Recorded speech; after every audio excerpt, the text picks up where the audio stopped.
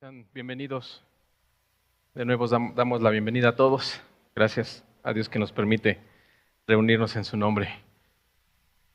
Dice, si escuchan mientras alabamos, si escuchan una vocecita por acá adelante, ¿sí? Es una niña. Bien dice la Escritura que nos hagamos como niños, ¿no? Con qué claridad, pero también con qué inocencia levanta su voz a Dios, ¿no? A su Creador, a su Señor. Y justo es lo que Dios quiere, que nos hagamos como niños en inocencia, en aceptar a nuestro Dios como es, como nuestro Padre que es, ¿no? Así de sencillo, que un niño lo comprende de una manera tan fácil, ¿no? Pero a veces como adultos nosotros nos ponemos muchos prejuicios, muchas ideas, muchas cosas que nos estorban en nuestra mente, ¿no? Pero bueno, hagámonos como niños, hagámonos como ellos en inocencia y creamos a Dios así de sencillito como cree un niño, ¿no? Seguimos hablando dentro del ciclo de la veracidad de la Biblia. Hoy nos vamos a enfocar a lo que dice la ciencia, ¿no? La enseñanza de hoy la he titulado Evidencia científica de que la Biblia es precisa. ¿Sí? De eso se trata y de esto es el objetivo, que nosotros creamos. ¿Sí? No solamente creamos de una manera religiosa, de una manera ciega, sino que tengamos las bases en por qué creer en nuestro Dios, porque nuestro Dios es grande, es poderoso, es maravilloso, es justo, es santo. Muchos son sus atributos, ¿no? Y Dios quiere que lo conozcamos así como ese niño conoce a su padre. Y con esa misma confianza, como un niño pequeño le pide a su padre, así. También con esa dependencia de un niño pequeño, nosotros dependamos de Dios. En estos tiempos que son difíciles, tiempos de guerra, ya nos tocaron esos tiempos. Leí en la mañana que el país de Yemen también ya se sumó a la guerra, ¿no? Estados Unidos ya entró, ya bombardeó Irán. Entonces estamos viviendo esos tiempos que a veces decimos, tarda en venir. Sí, todos sabemos que Jesús ya viene y creemos que va a tardar, lo estamos viviendo, ¿sí? Si Estados Unidos ya entró a la guerra, ¿qué falta para que entre China, que es aliado de Irán? ¿Qué falta para que Rusia entre, que también es aliado de Irán? ¿No? Y se desata la guerra mundial. ¿Cómo nos irá a nosotros como mexicanos? No sé de qué manera nos puede impactar, pero seguro que nos impacta. De una manera o de otra. Militarmente o económicamente.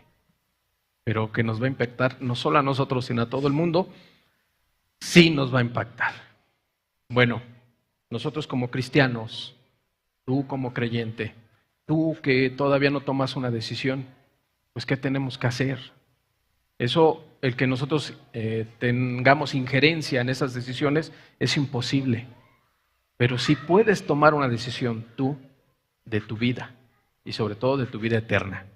Eso es lo que Dios quiere. Despreocúpate de lo que esté pasando, preocúpate por tu alma. Si ahorita morimos, ¿a dónde te vas? ¿Sí? Eso es lo que Dios quiere, que pongamos toda nuestra atención. ¿Sí? Entonces, dentro de este ciclo, se trata que nos maravillemos de la grandeza de nuestro Dios, porque sabemos que Dios es grande. Sí, ok, la ciencia lo confirma de una manera que lo podamos entender.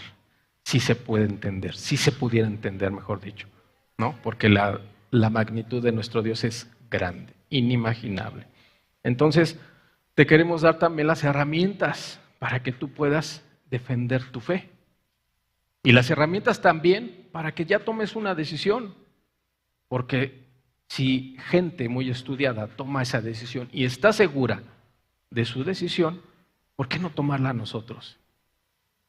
No son más inteligentes que nosotros. Simplemente ven la eternidad. Y a lo mejor es lo que te falta a ti, que mires la eternidad. Que no somos eternos en esta tierra, Y nuestra alma sí es la que es eterna. Y nuestra alma va a ir a solamente dos lugares, arriba en el cielo con Dios o abajo sin Dios. Entonces se requiere que razonemos, se requiere que ocupemos la inteligencia que Dios nos ha dado, se requiere que ocupemos la sabiduría también que Dios nos da para tomar esas decisiones, ¿sí? Con la ayuda de Dios, hoy esperamos que si tú no has tomado esa decisión, la tomes, ¿sí? Vamos a cerrar nuestros ojos y vamos a ponernos en las manos de nuestro Señor. Gracias, Señor Jesús. Gracias, Padre, porque nos permites reunirnos. Ayúdanos hoy, Señor. Ayúdame a mí en la exposición de tu palabra. Ayuda hoy, Señor, a todos los aquí presentes, Señor, para que tomemos decisiones basadas en la sabiduría que tú nos das, en la razón y en la inteligencia que tú has puesto en nosotros para buscarte, Señor. Para no tener una fe ciega, sino para tener una fe razonada e inteligente, Señor. Padre, en el nombre de Jesús te lo pedimos, Señor. Amén. Entonces, hay muchas fuentes extrabíblicas para confirmar la Escritura. Qué bueno que todos creamos porque es por fe. Tenemos que creer. Pero si no fuera suficiente, Dios se ha encargado de dejar muchos detalles, muchas señales. ¿Para qué? Para que de verdad creas. ¿Sí?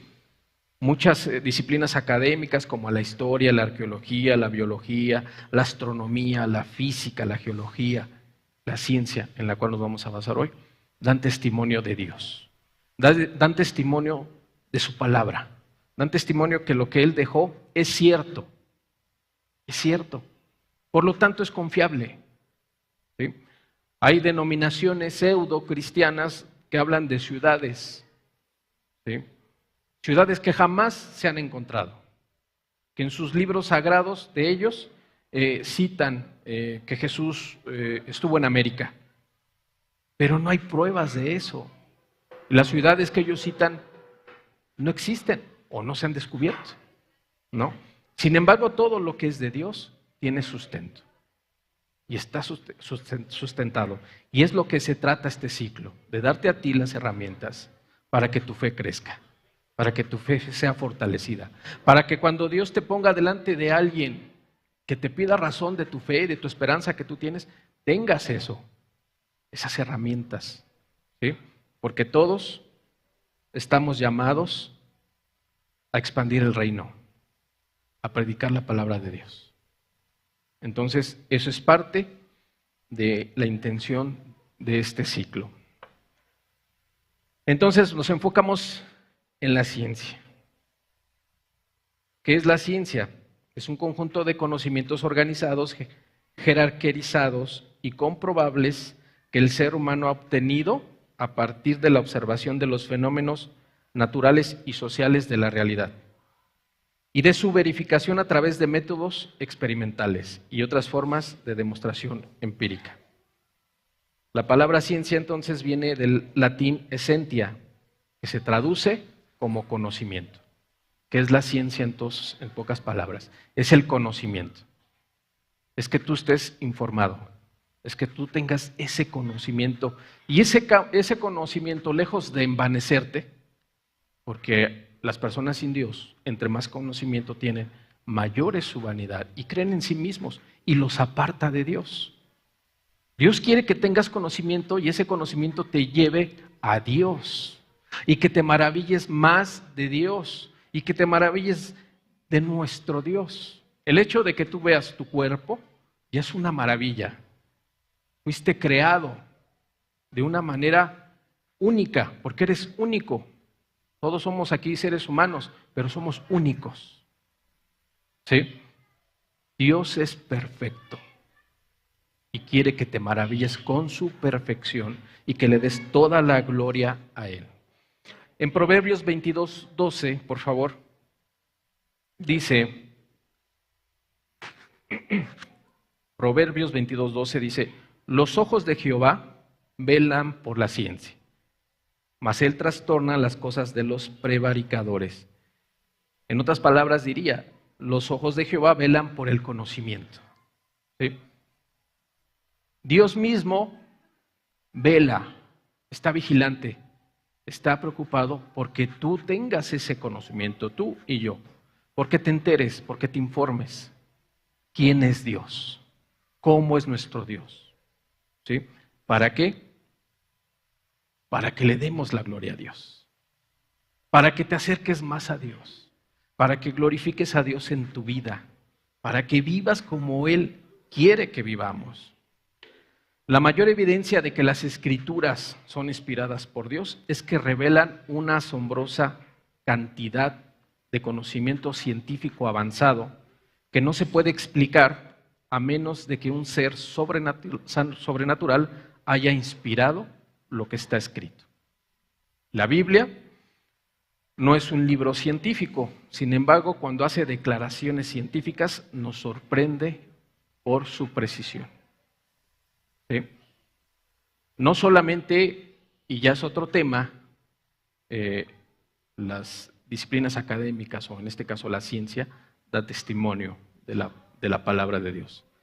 La profecía, por ejemplo. Estamos viviendo una profecía. Estamos viviendo el cumplimiento de una profecía sobre Elam, que está en el libro de Jeremías, donde dice que Dios trastornaría a Elam. ¿Sabes dónde está Elam en la actualidad? Está al sur de Irán. Está dentro de Irán. ¿No te maravilla esa profecía? Ahí está una imagen y ahí vemos dónde está Elam. Ya lo escribió Dios. Entonces, no nos vamos a enfocar hoy en lo profético de la Escritura, pero es importante esta profecía que se está cumpliendo a nuestros ojos. ¿Sí? Estúdiala en casa, estúdiala en casa. Es Jeremías, si mal no recuerdo, Jeremías 43, 33 me parece. ¿Sí? Estúdiala. Pero bueno, no es el tema de hoy. Sin embargo, es importante que entendamos que los tiempos de Dios ya nos alcanzaron. ¿Sí? Y es importante que tomes decisiones. Volviendo al tema, dice en el libro de los Salmos, Salmo 26, versículo 7. Salmo 26, 7 dice, para exclamar con voz de acción de gracias y para contar todas tus maravillas. ¿Cuál es el objetivo al darte estos temas? Contar las maravillas que Dios ha hecho y que, por lo tanto, tú te maravilles. Y por lo tanto, tú a quien se lo compartas, se maraville de la grandeza de nuestro Dios. Esto lo escribió David, influenciado por el Espíritu Santo, sí. Pero fíjate qué claridad tenía David y cómo reconocía a Dios. Salmos 8:1.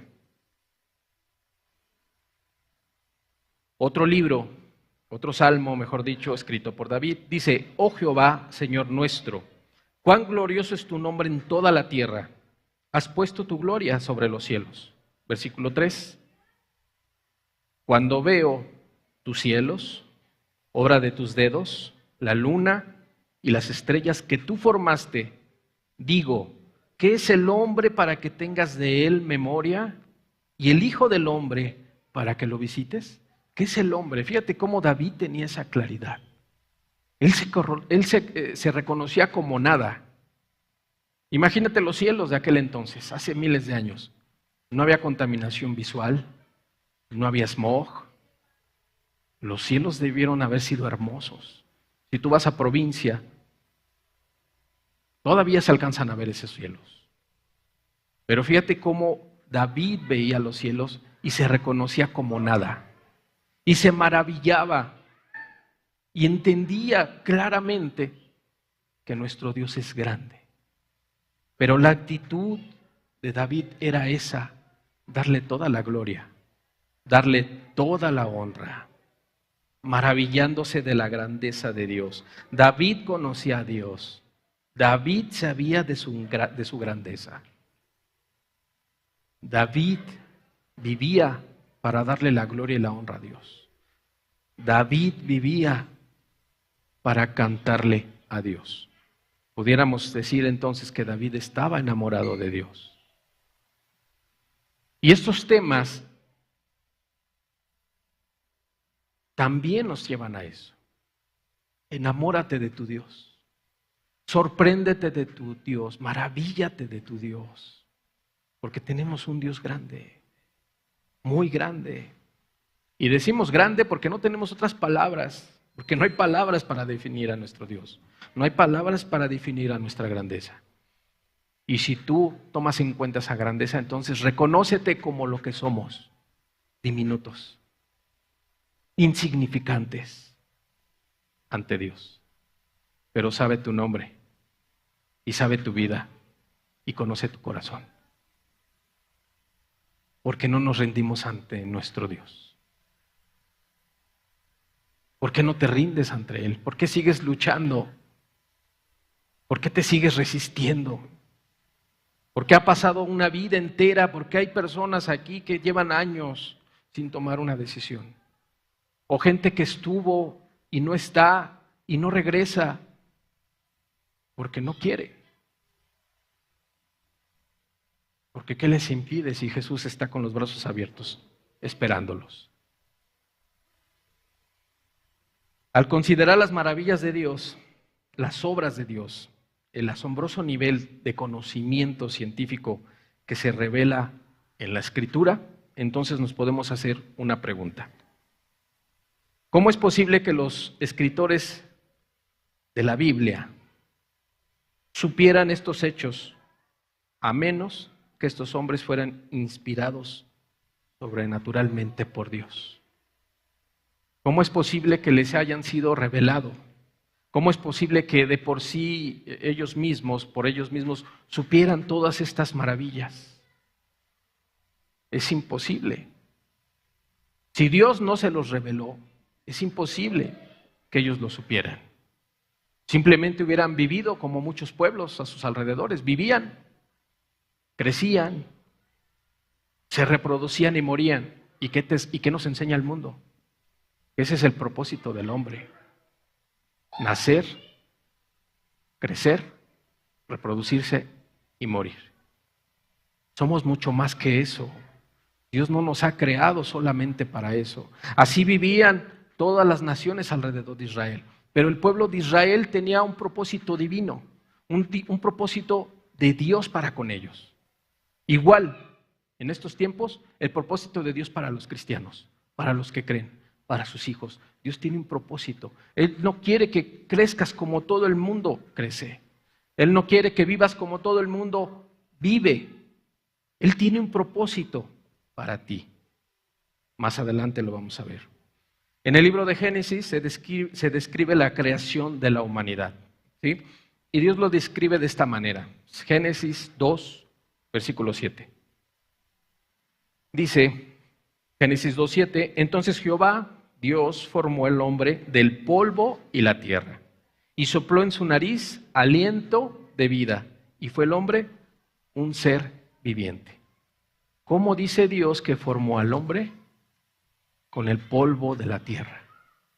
Algo que para muchos es risorio. Algo que para muchos es increíble. Algo que para muchos no creen. Y a veces nosotros también, como lectores de la Escritura, pasamos de largo y solamente lo creemos y eso es bueno. Pero si tú investigas, y es allí donde queremos apuntar, si tú investigas más, no está escrito solamente porque está escrito por algo y Dios quiere que te maravilles con eso. Durante muchos años los científicos se rieron ante la sencillez del relato de Dios, el que acabamos de leer, que somos hechos del polvo de la tierra, para construir los elementos y moléculas complejas que componen al ser humano. Entonces esto era causa de risa, era causa de incredulidad. Sin embargo, después de un siglo de investigación científica, los científicos se sorprendieron al descubrir que la arcilla y la tierra contienen los elementos que se encuentran en el cuerpo humano.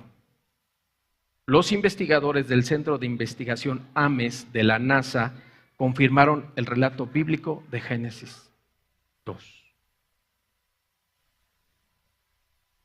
¿Cómo ves? Ya los científicos lo comprobaron. Algo que durante muchos años, muchos miles de años, se ignoró porque no estaba la ciencia tan avanzada. Que de la arcilla, del polvo, como dice la Escritura, fuimos formados. Los mismos elementos que tú ves en la tierra son los mismos elementos que te conforman a ti. Tu carne, tu cuerpo, tus huesos, tu sangre, tus órganos. Todos esos elementos son los mismos que están en la tierra. Confirmando así el pasaje de Génesis.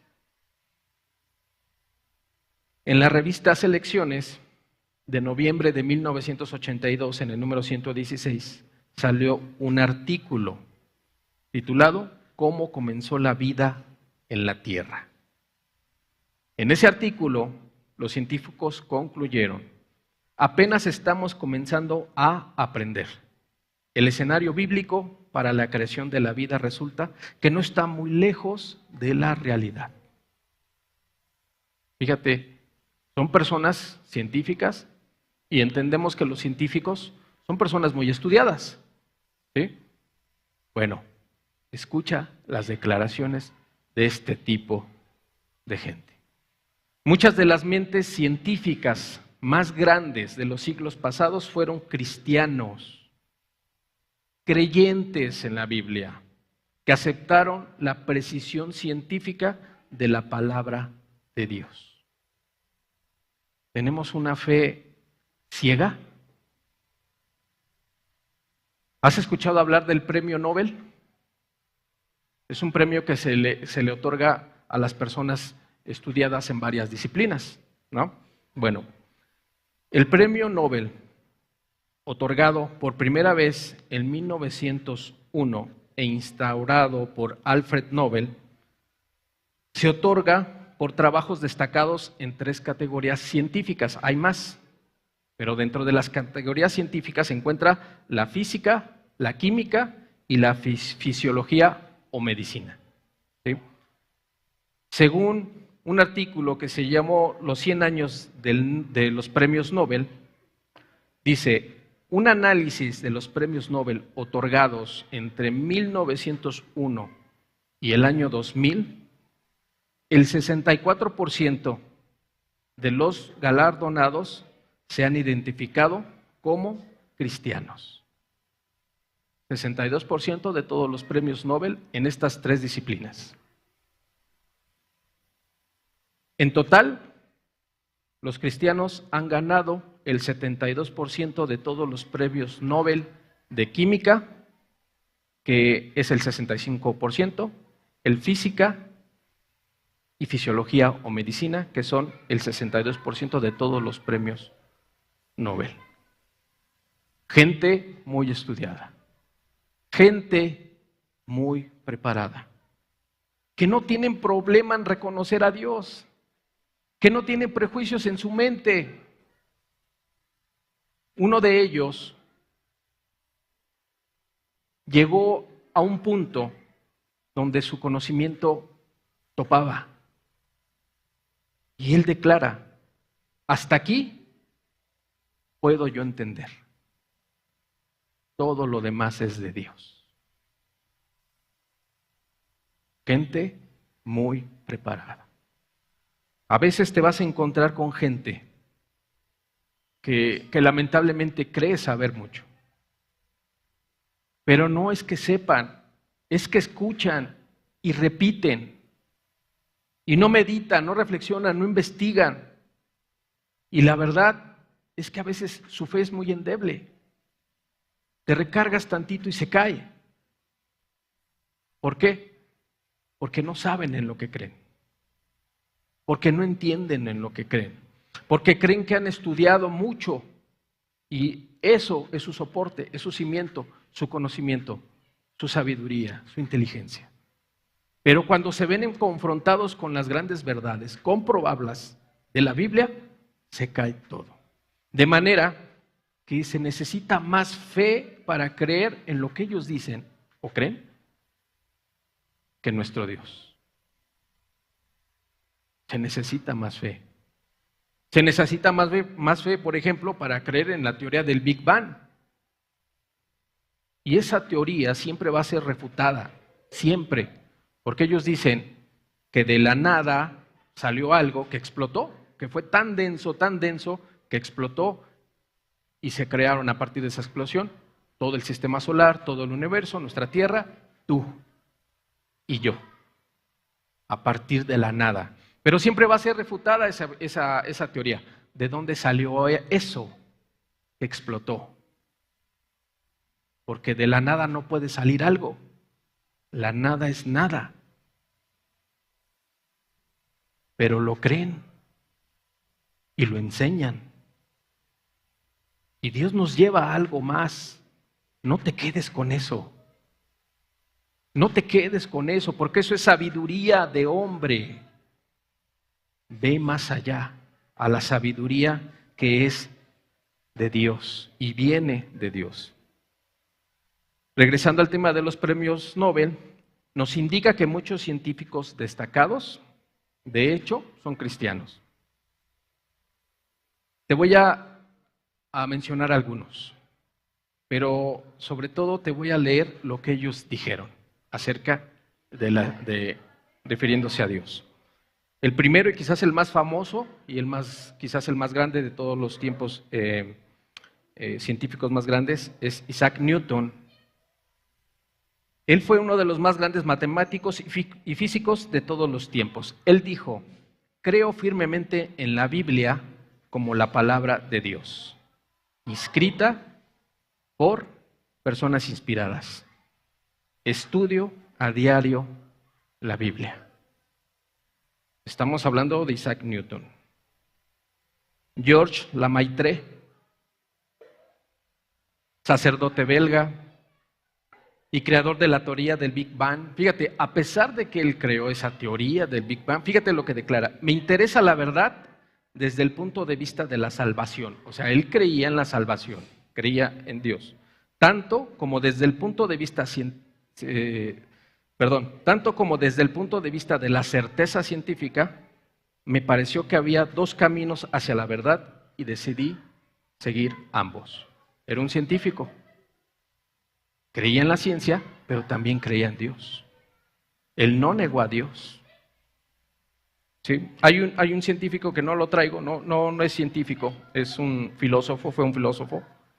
Él estaba comprometido con la verdad y uno de sus argumentos era llegar hasta donde el argumento termine.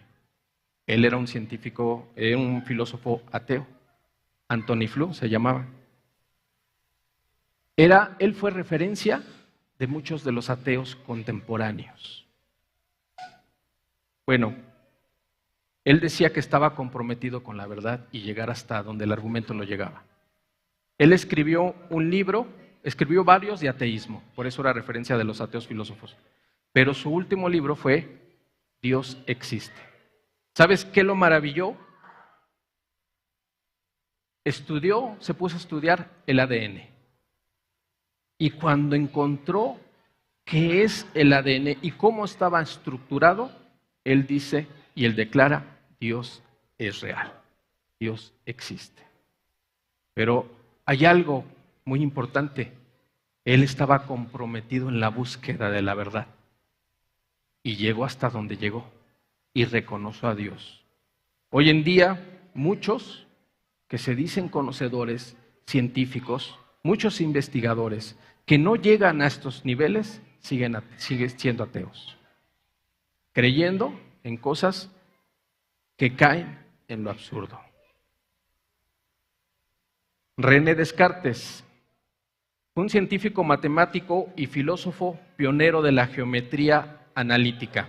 Él dijo: así como la fe nos enseña que la felicidad soberana de la otra vida consiste únicamente en la contemplación de la majestad divina, también ahora podemos aprender por experiencia que una meditación similar, aunque incomparablemente menos perfecta, nos permite gozar de la mayor felicidad que somos capaces de sentir en esta vida: el encontrar a Dios. el contemplar a Dios, el meditar en las cosas de Dios. Este hombre dijo, es la mayor felicidad que puede tener un hombre. Blaise Pascal, matemático que sentó las bases de la teoría de la probabilidad moderna. Él declaró, Jesucristo es un Dios al que podemos acercarnos sin orgullo y ante quien podemos humillarnos sin desesperación. Michel Faraday, físico y químico que estableció el concepto del campo electromagnético, él dijo, estaré con Cristo y eso es suficiente. Louis Pasteur, descubridor de los principios de la vacunación, la fermentación microbiana y la pasteurización, él dijo, si por casualidad flaquearas durante el camino, una mano estaría ahí para sostenerte. Si eso faltara, Dios, quien solo podría apartar de esa mano de ti, realizará él mismo la obra. Él tenía claro que Dios caminaba con él. A pesar de su conocimiento, no le fue estorbo. Él estaba cierto de que si Dios caminaba con él, él no se iba a apartar. William Kelvin, físico ampliamente conocido por como el inventor del Sistema Internacional de Temperatura Absoluta. Él dijo, pruebas abrumadoramente fuertes, de diseño inteligente y benévolo yacen en nuestro alrededor, y si alguna vez las perplejidades, ya sean metafísicas o científicas, nos apartan de ellas por un tiempo, vuelven a nosotros con una fuerza irresistible, mostrándonos nuestra naturaleza, la influencia del libre albedrío y enseñándonos que todos los seres vivos dependen de un creador y gobernante siempre activo. James Clerk Maxwell, matemático y científico que desarrolló la teoría clásica de la radiación electromagnética. Él dijo, creo que los hombres de ciencia, así como otros hombres, necesitan aprender de Cristo. Y creo que los cristianos, cuyas mentes son científicas, están obligados a estudiar la ciencia para que su visión de la gloria de Dios sea tan amplia como su ser sea capaz de hacerlo. Fíjate qué claridad de este hombre. Él siendo matemático y científico y descubriendo una teoría de la radiación electromagnética, tenía bien claro. Fíjate, voy a volver a leer lo que él declaró. Creo que los hombres de ciencia, así como otros hombres, o sea, no solamente los estudiosos, todos los hombres necesitan aprender de Cristo. Y creo que los cristianos, cuyas mentes son científicas, están obligadas a estudiar la ciencia. Los cristianos, cuyas mentes son conocedoras. Los cristianos que quieren encontrar la verdad, él dice, están obligados a estudiar la ciencia o el conocimiento para que su visión de la gloria de Dios sea tan amplia como su ser sea capaz de hacerlo. ¿Cuál es el objetivo de estos temas? Que tú a tu capacidad, seas estudiado o no, tengas maestrías o doctorados o no los tengas, a tu capacidad puedas tratar de entender la maravilla, el tamaño, la majestuosidad de Dios. Este hombre lo tenía claro. Todo hombre necesita aprender más de Dios. Todo hombre necesita investigar más de Dios. Todo hombre necesita conocer más a Dios para que estés más a sus pies de Él, para que vayamos más a Él, para que entendamos, si de ser posible, quién es nuestro Dios y que te maravilles y te humilles ante nuestro Dios. Este hombre lo tenía claro, pero no se necesita ser estudioso para que tú lo tengas claro. para que tú te des cuenta quién es nuestro Dios. J.J. Thomson, Sir J.J. Thomson, ganador del Premio Nobel en 1906 en física, quien descubrió el electrón, dijo: a medida que conquistemos pico tras pico, vemos frente a nosotros regiones llenas de interés y belleza, pero no vemos nuestra meta, no vemos el horizonte. En la distancia se alzan picos aún más altos que brindarán a quienes los ascienden perspectivas aún más amplias y profundizarán en el sentimiento, cuya verdad nos enfatiza con cada avance en la ciencia, de que grandes son las obras del Señor.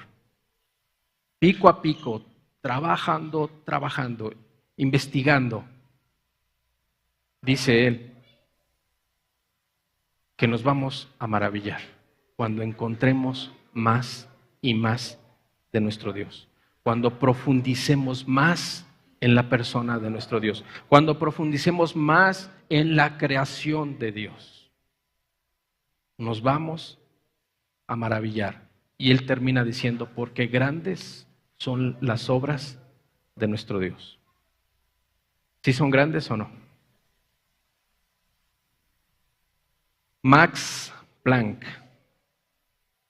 ganador del Premio Nobel en Física en 1918 y fundador de la teoría cuántica. ¿Qué declaró él? Él dijo, nunca puede haber una oposición real entre religión y ciencia, pues es una el complemento de la otra. Toda persona sería reflexiva y comprende. Creo que el elemento religioso en su naturaleza debe ser reconocido y cultivado para que todas las facultades del alma humana actúen juntas en perfecto equilibrio y armonía. Y de hecho, no fue casualidad que los más grandes pensadores de todos los tiempos fueran almas profundamente religiosas. Los más grandes pensadores de todos los tiempos eran creyentes. Y te vas a encontrar con gente que cree saber y lastimosamente no saben. No saben ni en lo que creen. No saben ni lo que dicen. Y con la ayuda de Dios, si Dios te pone frente a ellos, con la ayuda de Dios es que les compartas tu fe. Con la ayuda de Dios es que tú así muy sencillamente le digas lo que Dios ha hecho contigo. No necesitamos ser predicadores. No necesitamos estar detrás de un púlpito, No necesitamos ser científicos. Simplemente comparte lo que Dios ha hecho contigo. Simplemente comparte las maravillas de Dios. Simplemente comparte quién es Dios en tu vida. Y acuérdate de algo, no es tuya ni mía la obra. Dios hace la obra, pero te quiere ocupar. Así como ocupó a estos grandes hombres. No ha acabado, son más. Voy a tratar de ser más rápido. Creo que es importante que entendamos qué hicieron estos hombres. Werner Heisenberg, Premio Nobel de Física en 1932 y fundador de la mecánica cuántica. No estamos hablando de cualquier persona. Él dijo, el primer trago del vaso de las ciencias naturales te convertirá en ateo. Pero el fondo del vaso, en el fondo de vaso te espera Dios. En otras palabras, un poquito de ciencia, un poquito de conocimiento te aleja de Dios. Pero cuando profundizas, cuando investigas, al final de lo que encuentres siempre va a estar Dios. Porque Dios es el creador. Porque todo de lo cual está hecho el universo, y tú y yo, Él lo creó. El hombre no ha creado nada. Ha inventado y ha creado cosas a partir de lo que Dios hizo. Eso sí. Pero fíjate este hombre lo que dijo. Estudia un poquito y si con eso te quedas, eres un ateo. Pero si profundizas y vas más allá, y tu objetivo es encontrar la verdad, siempre te vas a encontrar a Dios. Dios va a estar siempre ahí esperando a que llegues a esa verdad. Alexander Fleming, Premio Nobel de Fisiología y Medicina en 1945 y descubridor de la penicilina. Él dijo: mi mayor descubrimiento fue que necesitaba a Dios, que yo no era nada sin Él y que Él me amaba y me demostró su amor enviando a Jesús para salvarme.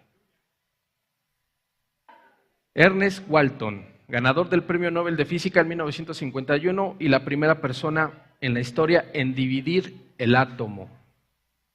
Él dijo: una forma de comprender la mente del Creador es estudiar su creación. Debemos honrar a Dios estudiando su obra de arte, y esto debería aplicarse a todos los ámbitos del pensamiento humano.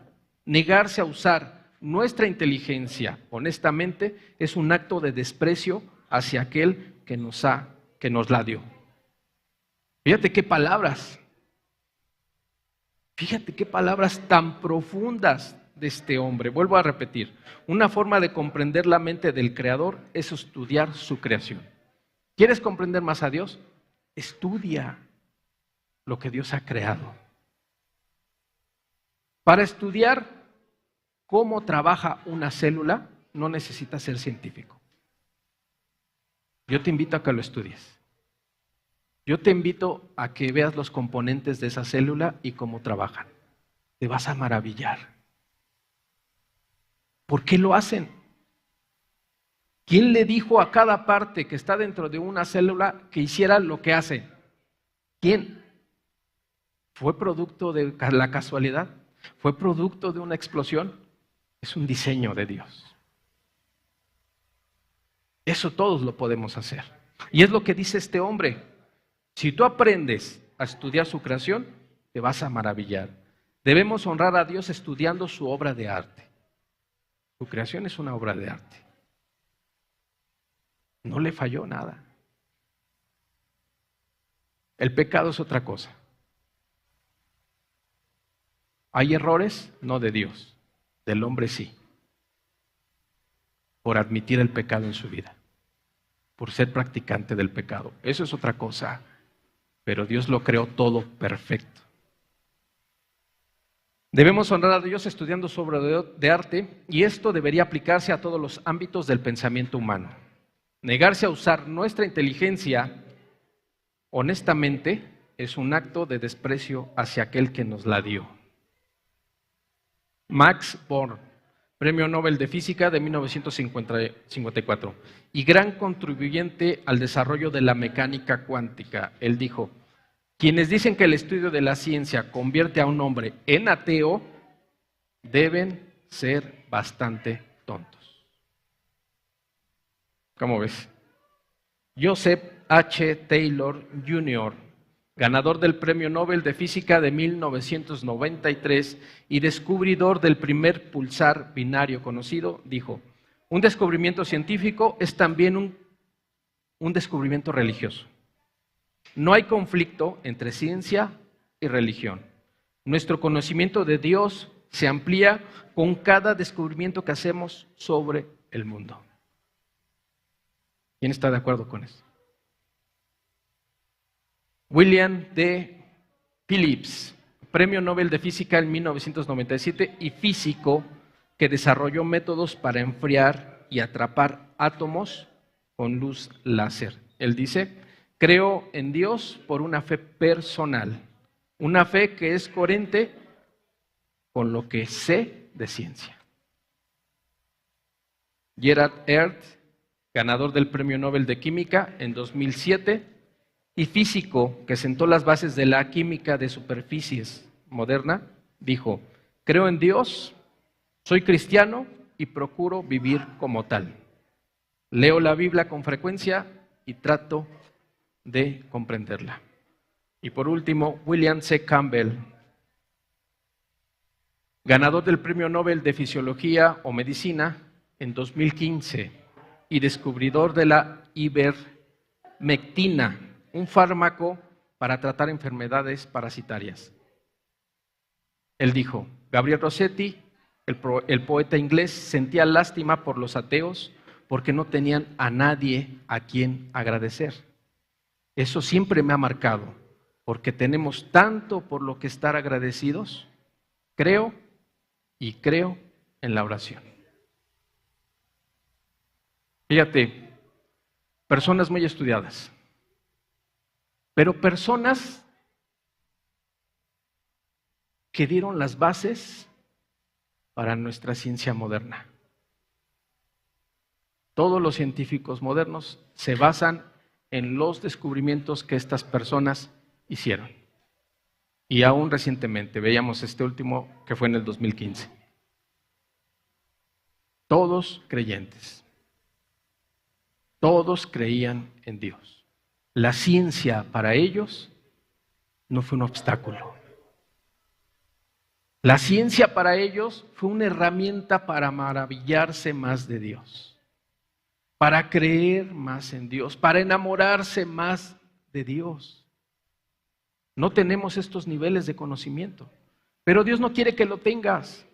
Dios simplemente quiere que agradezcamos todo lo que pasa en nuestra vida, bueno o malo, porque de todo daremos gracias, de todo. Y Job decía, nada más lo bueno voy a aceptar.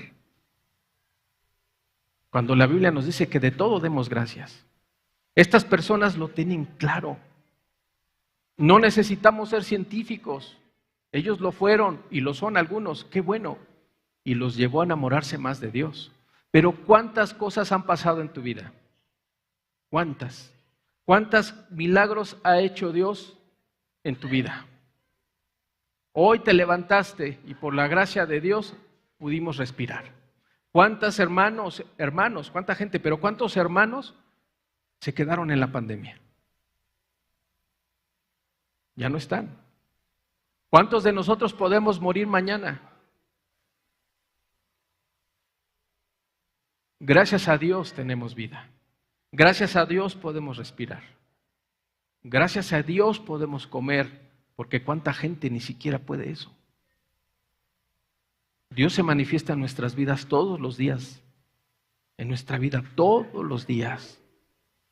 Y no por eso debemos dar gracias a Dios. No necesitamos ser científicos, necesitamos ser agradecidos. Necesitamos agradecerle a Dios toda la vida y todo lo que nos da todos los días. Necesitamos ser sencillos y humildes para reconocer el pecado y la maldad de nuestras vidas. Si tú no eres humilde, no tienes nada que reconocer. Pero si tú eres humilde ante Dios, te vas a reconocer como el peor de todos. El apóstol Pablo dijo, yo lo soy. Y yo te digo, yo también lo soy. Y en su misericordia Dios me rescató y me limpió. Y lo mismo hizo con cada hermano y cada hermana aquí presente. Y lo mismo quiere hacer contigo. No necesitamos este nivel de conocimiento. Necesitamos ser agradecidos con Dios. Necesitamos amar a Dios. Pero también necesitamos ser temerosos de Dios. No con un miedo de terrorífico, sino un temor reverente por su grandeza, por lo que es. Y ese temor nos lleva a los pies de Dios y nos postramos ante Él, porque es nuestro Dios y es nuestro Señor. Debemos tener esas características en nuestra vida si queremos llegar al cielo, si queremos ser hijos de Dios, si queremos que Dios gobierne nuestras vidas. Porque Dios da gracia a los humildes, pero resiste a los soberbios. Dentro de este tema, entonces, la creación del universo. Dentro del tema de este ciclo de la ciencia, vamos a ver la creación del universo. El libro de Génesis comienza con las siguientes palabras. Génesis 1:1. Génesis 1:1 dice, en el principio creó Dios los cielos y la tierra. ¿Sí? Hasta 1950, la mayoría de los científicos creían en alguna variación de la teoría del estado estacionario, que sugiere que el universo siempre ha existido tal como lo observamos hoy. Esta teoría contradice y contradecía la palabra de Dios, que afirma que Dios había creado el universo en un momento determinado. Los nuevos descubrimientos de la astronomía y la astrofísica obligaron entonces al mundo científico a cambiar su teoría. Hoy en día prácticamente todos los científicos aceptan alguna variación de la teoría del Big Bang, que sugiere que el universo comenzó a existir en un momento determinado, cuando explotó una masa increíblemente densa, formando todas las galaxias y planetas. El doctor Paul Dirac, ganador del Premio Nobel de Física en 1933, escribió: parece seguro que hubo un tiempo definido de creación, un tiempo de Dios para crearnos, un tiempo de su tiempo, que no es nuestro tiempo, pero un tiempo de su tiempo para hacer todo lo que hizo, para crearte a ti y a mí. Dice, hasta hace muy poco los científicos nunca escribieron ni pronunciaron la palabra creación con aprobación. Luego el doctor Alexander Vilenkin escribió un artículo científico titulado Creación del universo a partir de la nada. En él, Vilenkin señaló que los científicos afirman que la creación del universo está fuera del alcance de las leyes de la física actualmente conocidas. Todo lo que conocemos como leyes físicas, hace 8 días el hermano hablaba de las 2 leyes de la termodinámica, todo lo que conocemos como física no nos lleva a comprender la magnitud de Dios. Con todo lo que se sabe o saben los científicos, no se logra entender la magnitud de Dios. Y ahorita te voy a poner unos ejemplos. La Biblia es explícita acerca de la creación del universo. Ya nos dijo cómo se creó. Nos dice que Dios creó los cielos y la tierra. Sin embargo, en oposición a la explosión teórica del Big Bang, la Biblia afirma que Dios creó todo de la nada con un propósito absoluto. Es lo que les decía al principio. ¿Con qué propósito fuimos creados? ¿Qué propósito debemos de seguir como hijos de Dios? ¿Qué propósito tuvo Dios para crearte a ti y a mí? ¿Qué propósito tuvo Dios para toda su creación? Y en pocas palabras, para crearte a ti. El mundo, el que no tiene a Dios, no tiene propósito. Les decía, su propósito es vivir, simplemente. Crecer, reproducirse y morir. Lo enseñan en las escuelas. Pero Dios te ha creado con un propósito, a ellos y a nosotros. Eclesiastés 12:13. Eclesiastés 12:13 dice, el fin de todo discurso es este: teme a Dios y guarda sus mandamientos. ¿Por qué? ¿Qué dice? Porque esto es el todo del hombre. ¿Con qué propósito fuimos creados tú y yo? Temer a Dios y guardar sus mandamientos. Alabar a Dios por su grandeza.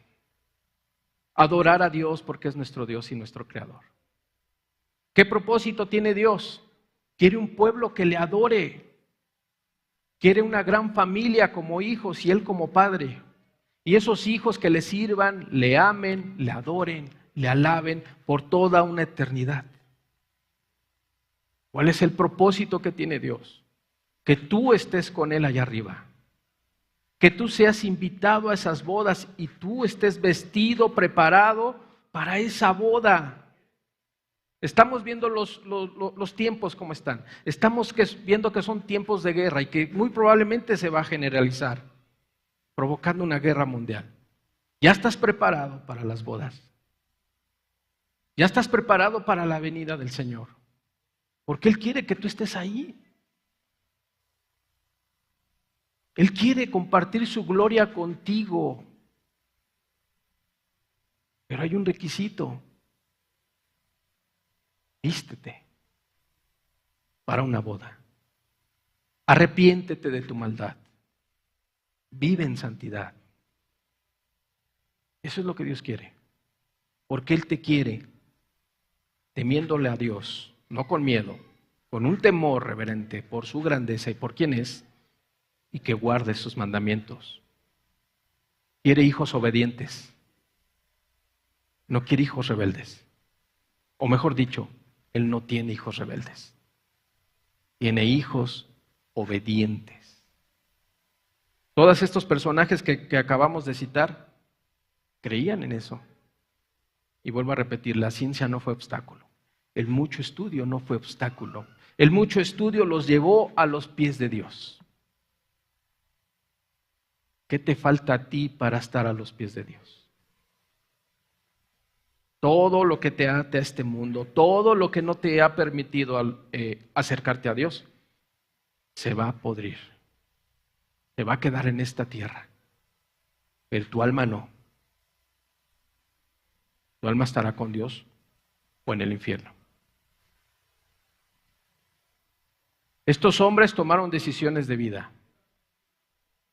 Estos hombres ocuparon la inteligencia y la sabiduría para tomar decisiones inteligentes y sabias, basadas en la palabra, no en lo que ellos conocían, no en lo que ellos estudiaron. Una decisión de vida, una decisión sabia es buscar el reino y estar con Él. Porque ¿quién quiere sufrir toda una eternidad? Levante la mano, ¿quién quiere sufrir por la eternidad? Nadie. Nadie. Sería absurdo que yo la levantara. Yo no quiero sufrir. Si en esta vida no nos gusta sufrir, imagínate eternamente. Entonces es una decisión inteligente el que te prepares para esa eternidad, ¿o no? Es una decisión de vida que Dios quiere que tomes y te está dando las evidencias, el por qué debes tomarlas. La evidencia de la naturaleza y los descubrimientos científicos recientes revelan el diseño meticuloso de la inteligencia sobrenatural y el poder de Dios. El Señor, Dios, retó a Abraham a contar las estrellas. ¿Por qué crees que lo haya hecho? Dios quería asombrar a Abraham. Dios lo retó y le dijo, cuenta las estrellas a ver si puedes. Él quería que Abraham se diera cuenta de la grandeza de Dios. Dios quería demostrar la asombrosa cantidad de estrellas que Él había creado de su universo. Génesis 15:5. Y lo llevó fuera y le dijo, mira ahora los cielos y cuenta las estrellas, si las puedes contar. Y le dijo, así será tu descendencia. El ojo humano, sin ayuda, puede ver alrededor de 1029 estrellas. Así que tú te levantes tus ojos y que te pongas a contar, obviamente en un día despejado, que se vean las estrellas. Dice que solamente nuestro ojo pudiera contar 1029 estrellas. Con unos binoculares o un telescopio económico se pueden ver más de 3,300 estrellas. En los últimos años, los telescopios avanzados nos han permitido ver más de 200 millones de estrellas. Y eso solo en la galaxia de la Vía Láctea, en nuestra galaxia. ¿Sí tienes un Dios grande o no? En 1915, los astrónomos creían que nuestra galaxia comprendía todo el universo. Fíjate, 1915. En 1925, el gran astrónomo Edwin Hubble usó su nuevo telescopio. Ese es el famoso telescopio Hubble, si lo has escuchado.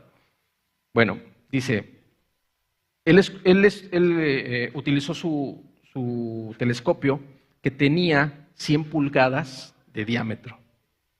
Estaba en el monte Wilson para ver nuevas galaxias de estrellas que estaban a más de 9 billones de kilómetros de la Tierra. O sea, esto es una cantidad inimaginable. Ese telescopio logró llegar a esa distancia. ¿Sí? Hubble demostró que el universo contenía tantas galaxias fuera de nuestra galaxia como estrellas dentro de nuestra galaxia. Durante el siglo pasado, los telescopios cada vez más potentes revelaron que el universo conocido contenía más de 10,000 millones de galaxias. Pero esto fue solo el comienzo. Pronto se produciría una serie de nuevos descubrimientos de una magnitud que pone a prueba nuestra imaginación. Más estudia, más telescopios más poderosos y más descubrimientos y más descubrimientos y más descubrimientos que nos llevan a más. Dios no quiere que te pongas a contar esas galaxias o esas estrellas. Dios quiere que lo encuentres a Él. Dios quiere que te maravilles con su creación. Pero Dios quiere maravillarte a ti con su perdón, volviéndote hijo de Dios. Buscamos las maravillas de Dios cuando las maravillas de Dios están aquí, si tú quieres.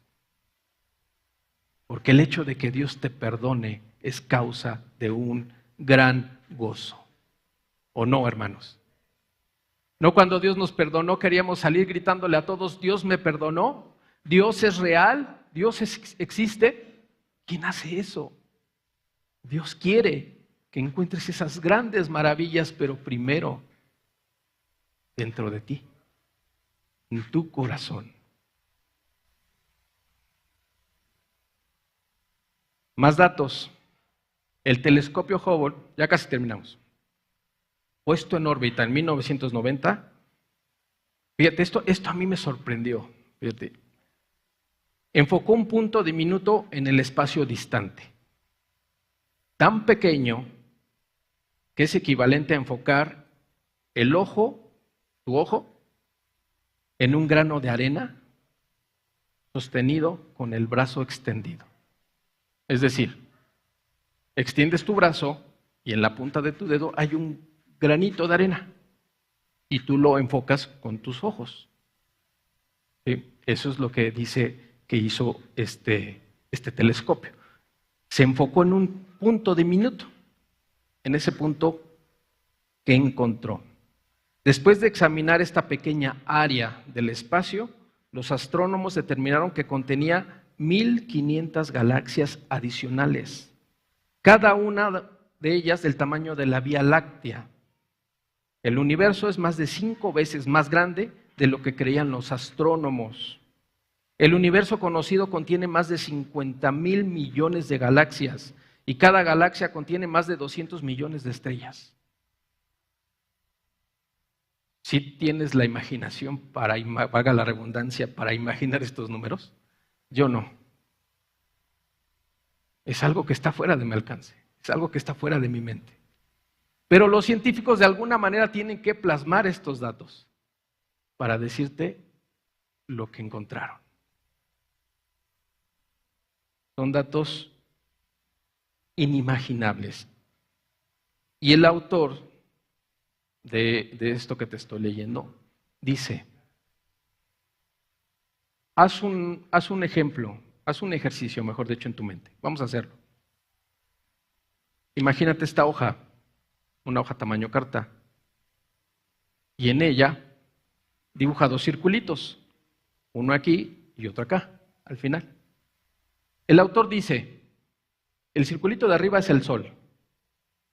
El circulito que tú pintaste o dibujaste abajo es la Tierra. En esta escala, imaginando que el sol está aquí y la Tierra está aquí, el autor dice, la estrella más cercana a nosotros como Tierra, la deberías de situar a 64 kilómetros de este punto. La estrella más cercana a nosotros, después del Sol. 64 kilómetros desde este punto, Pachuca, más o menos, la ciudad de Toluca. En esa distancia estaría la estrella más cercana a nosotros, que se llama Alfa Centauri. Esas son las dimensiones que manejan los astrónomos. Son inimaginables. Para que un pulso de luz de esa estrella llegue a nosotros, a la velocidad de la luz, tardaría 4 años. ¿Se puede comprender? Son cosas difíciles. Y yo el primero que no las entiendo. Pero la verdad es que no necesitamos entenderlas. Son números. Imagínate que la Tierra está a ese nivel de esa estrella, Alfa Centauri. Jamás podremos enterarnos qué hay ahí. Al menos en esta Tierra no. Quizás con Dios sí. Pero esto nos habla de la grandeza de nuestro Dios. Esto nos habla de que tenemos un Dios muy grande. La grandeza de Dios no puede ser medida, en términos que conocemos, en dimensiones que ocupamos, en unidades de medida que ocupamos todos los días. La grandeza de Dios rebasa toda la física que comprendemos. Y la física es la que nos da las bases para tratar de entender lo que pasa en nuestra vida, lo que pasa en este mundo. Su poder de Dios y la presencia de Dios traspasa todas estas limitaciones de nuestra mente, pero también traspasa nuestra imaginación y traspasa el tiempo y traspasa el espacio, porque su grandeza es grande y está manifestada en su creación, para que la aceptemos. Así de sencillo, pero también así de difícil lo hace el hombre. La grandeza de Dios está manifestada en la creación, y lo dijo Pablo de una manera muy sencilla. Nadie va a tener justificación delante de Dios, nadie se va a poder justificar. ¿Por qué? Porque la naturaleza misma da testimonio de Dios. La naturaleza misma da testimonio de la creación de Dios. La naturaleza misma trae la firma de Dios. Tu ADN, el libro de la vida, está firmado por Dios. Es impresionante. ¿Cómo mediremos a Dios? ¿Qué medida le aplicaríamos a nuestro Dios? Es grande, no podemos definir su tamaño en ningún término físico, lo podemos definir, pero sí podemos definir su grandeza por algo. Su poder, su amor, su sabiduría, su omnipresencia. Él no está limitado a un cuerpo físico para que lo midamos. Él es espíritu. ¿Quieres entender la grandeza de Dios? Ábrele tu corazón. ¿Quieres conocer el poder y el tamaño de Dios? Experimenta su perdón. Experimenta el perdón de tus pecados. Deja que Dios te haga de nuevo. Eso nada ni nadie lo puede hacer. Dios te hace una nueva persona. ¿Quieres entender la magnitud de Dios? Entonces acepta su amor, su sabiduría y omnipresencia. De esa manera nosotros podemos entender quizás la grandeza de nuestro Dios, porque tenemos un Dios muy grande. Vamos a darle un aplauso a nuestro Dios, ¿qué les parece?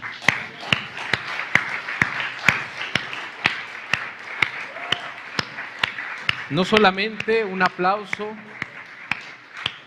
sino vamos a reconocer a nuestro Dios por su grandeza, vamos a alabar a Dios porque es grande y porque grandes y maravillosas son sus obras.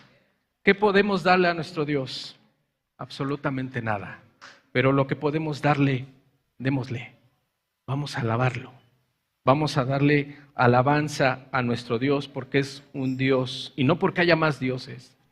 Es el único Dios vivo, es el único Dios grande y poderoso. Es el Dios que te cambió a ti y te puede cambiar a ti, que no has querido.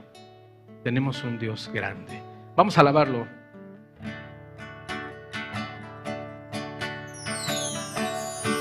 Tenemos un Dios muy, muy grande, maravilloso ser, siempre amoroso, siempre victorioso, maravilloso es Él. Tenemos un Dios muy, muy grande, maravilloso es Él, siempre amoroso, siempre victorioso, maravilloso es Él. Nunca nos deja, siempre con nosotros está.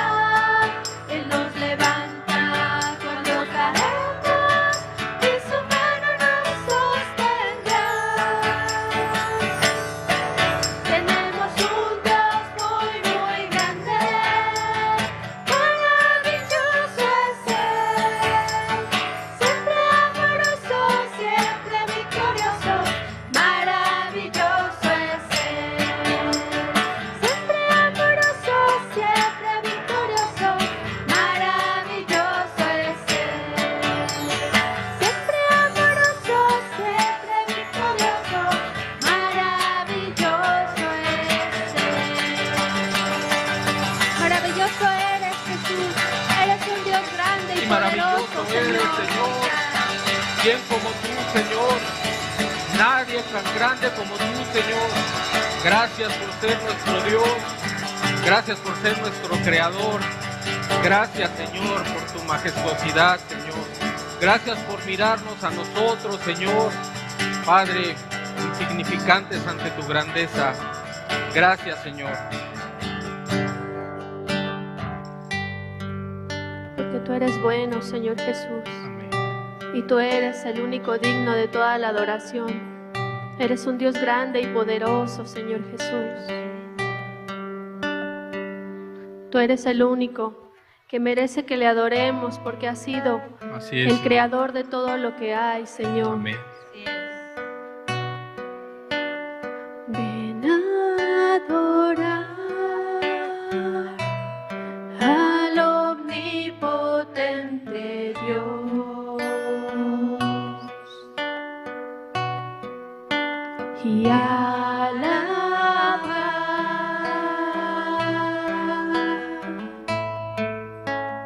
ante Él, que esparció los cielos y la tierra estableció.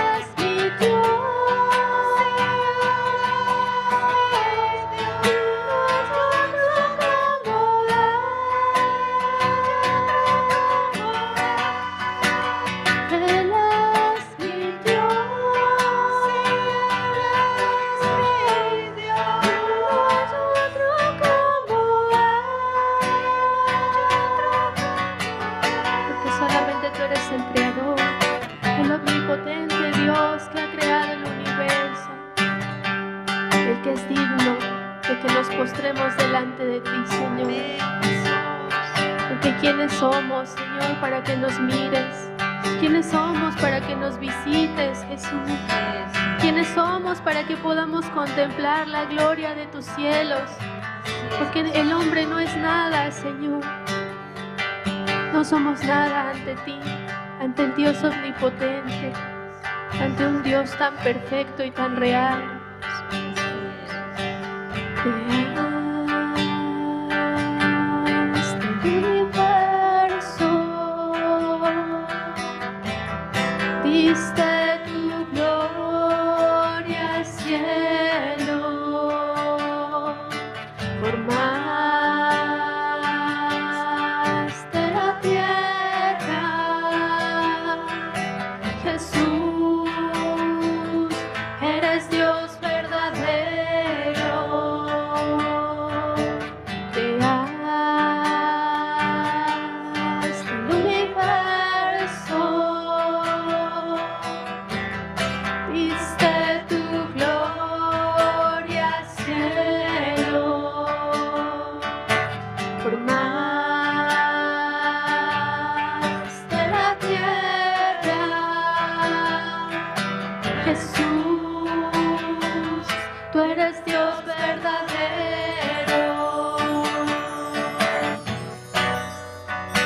¿Quién es el hombre para que te acuerdes de él? ¿Y quién soy yo para que vengas a mí? Me hablaste, tocaste mi corazón.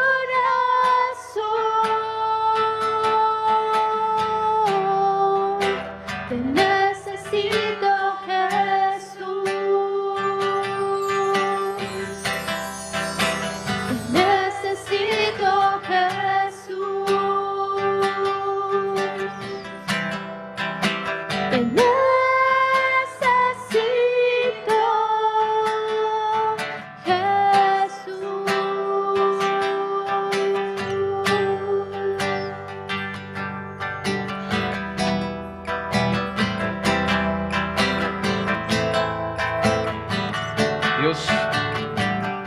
Dios no quiere que comprendamos todas estas dimensiones cósmicas. Si fuera así, no lo podríamos entender. Todos estos números que te di son solo esos, son números. Pero representan la grandeza de nuestro Dios, porque fuera de todo eso está Él, está Dios. Afuera del universo que conocemos, Él está afuera de eso. Si Dios nos maravilla con estas dimensiones y escapan a nuestra comprensión, imagínate entonces el tamaño de nuestro Dios. Es inimaginable, es incomprensible. Y como cantamos, aún en ese tamaño de Él, Él sabe tu nombre, Él sabe tu vida, Él sabe tu corazón. Y solamente quiere que lo voltees a ver a Él. Él tan grande y nosotros tan diminutos, tan insignificantes, ni siquiera como el grano de arena. Ni siquiera tenemos ese tamaño ante Él. Él vino a morir por ti. Imagínate la grandeza, pero imagínate ahora el amor de Él sobre ti y para ti. Tu amor es tan grande. Tu amor es tan grande que mandó a su Hijo a morir por gente como tú y como yo. Gente pecadora, gente cargada de maldad, para sacarlos de ahí y limpiarlos. Y vivir con ellos por una eternidad. Tenemos un Dios muy grande, sí, pero tan grande es el amor de Él que murió por ti y por mí. Grande es su amor. Y se manifiesta en la creación, pero se manifiesta en tu vida. Y se manifiesta en tu corazón. Tocando a tu corazón, esperando que le abras y lo dejes entrar, porque la promesa es grande. Él quiere cenar contigo. Él quiere tener una intimidad contigo. Él quiere ser tu amigo, Él quiere ser tu Dios. Quiere ser tu Padre. Y lo único que tienes que hacer es abrirle ese corazón. Quitar todo lo que te estorba en tu mente. Estas personas que hoy citamos quitaron todo de su mente y le creyeron a Dios. Y se magnificaron y sorprendieron con la grandeza de nuestro Dios. Dios es real y Dios es grande. Y Dios te ama. Y quiere que te vuelvas a Él. Y te está buscando con su sangre, con su vida. Gracias, Padre. Gracias, Señor, por tu palabra, porque por medio de ella nos instruyes y también por medio de ella abres nuestros ojos, Señor.